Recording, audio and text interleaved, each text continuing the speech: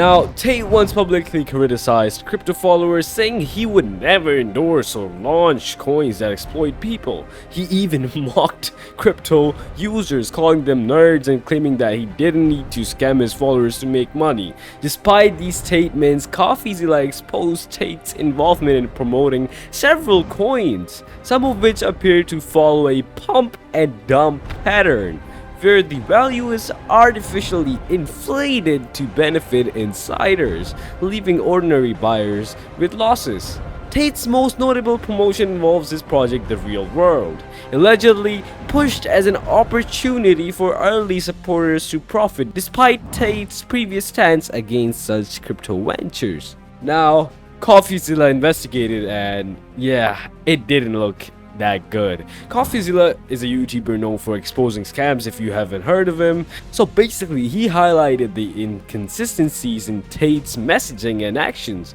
According to his findings, Tate does not only promote these coins but use his influence to attract fans into buying them early. So in the midst of CoffeeZilla's research, Coffee decided to go ahead and email Andrew and get his side of the story, as he's a good journalist.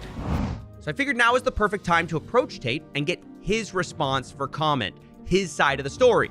So I emailed him and his brother a list of questions about several meme coins they promoted, as well as the real world token. But instead of replying, Tate leaked my email address online and sent his war room after me, told them to email me that I'm gay. He even offered to pay money if they could prove they did it. For every single person who can show me they have emailed CoffeeZilla and called him gay, I will buy daddy.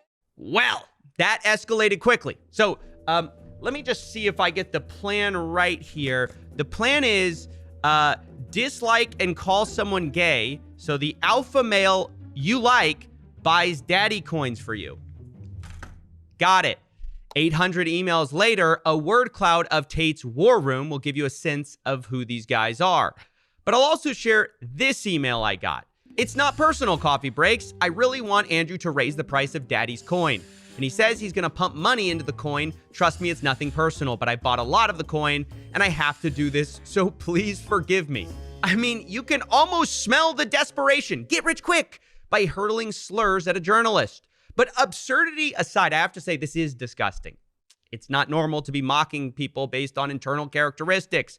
And even though I have thick skin, I will admit, some of it got to me.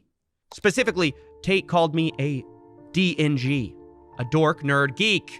I'll admit, he hit a nerve here. Now, before I get 800 emails about being a nerd, I'll tell you, the reason I'm annoyed may not be what you think. Sure, I might use word clouds from time to time, but I just couldn't believe who it was coming from. But what does Tate do?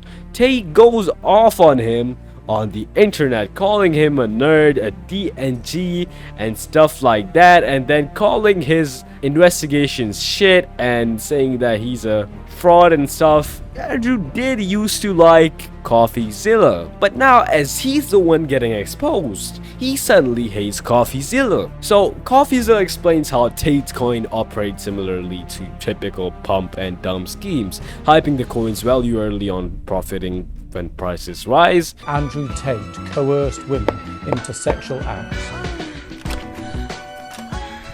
Oh, hello. Been a while. How long? 10 years, I think. Wanna come in? So, what you been up to? A little bit of jail. You know how it is when you're fighting the Matrix. Your ass has gotten bigger. You've been training.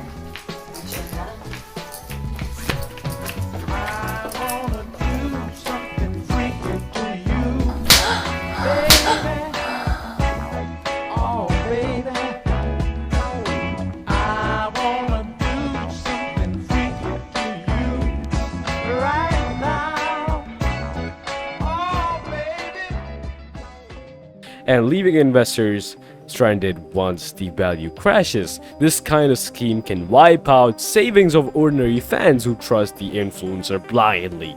One of the promoted coins, Roost, was even reported as hacked, further raising red flags about the legitimacy and security of these projects. Now, Tate's defenders argue that crypto is inherently speculative and those participating should know the risks. However, critics including CoffeeZilla emphasized that Tate's initial promises not to exploit his followers makes the situation especially problematic. Are you going to launch your own crypto? Sometimes I say I'm gonna launch a crypto and I watch crypto's Twitter go into a degenerate jerk off about how much money they can scam from others because they're lazy. Imagine one of these crypto losers became a billionaire. I can still rip his throat out. He still can't speak like I can speak. He still can't get women the way I can. Money amplifies. If you see a tech dork pull up in a Lambo and gets out, this skinny little dork, you're like, oh, super nerd. You see me get out at 3 in the morning, you're scared. You think I'm a drug dealer or a mob boss. Which means these crypto losers, the worst thing that can happen to them is that they actually get rich because then they become mega losers who need the struggle to become a man. So when I talk about crypto, I'm just poking the autists, you know me,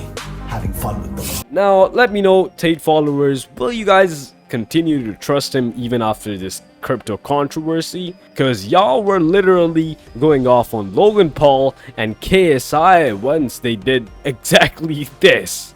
The CryptoZoo saga, an NFT project, does millions upon millions of dollars in sales and delivers nothing. He promises the world a fun blockchain game that earns you money, and he did nothing, and the project was left abandoned, and people were like miserable, complaining. No one says it, but I'm not they aware don't have of a voice. that. I'm kind of aware that you covered it, but I don't know the story.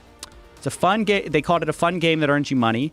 Basically, the idea is they're going to sell you these two things. Eggs is NFT, and then there's a coin aspect to it called zoo tokens, okay? So you can buy these zoo tokens to buy the eggs, and the idea is the eggs will then hatch into animals that will earn passive zoo tokens. Does that make sense? No. Well, don't worry. You're kind of actually caught up. So these zoo tokens were basically this passive income. You know, you basically invest up front, and then you're sort of getting the tokens back out, which you can then sell, I guess. That was the idea pitched to people, and people immediately buy in. They $3 million in NFT sales, tens of millions of dollars in the tokens itself, the zoo tokens. People are so excited about it because it's Logan Paul, and he says this is his project. All of a sudden, the hatch day comes when you're supposed to hatch these eggs, and half the hatching doesn't work. They're not actually earning anything. The whole time they said they're going to earn you these tokens, right? They're not earning anything. So the promises haven't been fulfilled. There's just sort of all this stuff going on behind the scenes. Logan's quiet. Come to find out, he had hired basically criminals who were selling on the back end, like some of the tokens. And he was sort of like, I don't know what his thing was. I think he realized like, it's not going to be that successful. Let me move on. I think his mentality was, let me just move on, right? The problem though is you have millions of dollars of investment in a thing that you promoted. You told everyone it was going to make them money. And now when it's Andrew Tate doing the same thing, will you guys support him blindly or will you guys look at the effects and I'm not even gonna lie. I kind of liked him, but his actions recently, it's bad.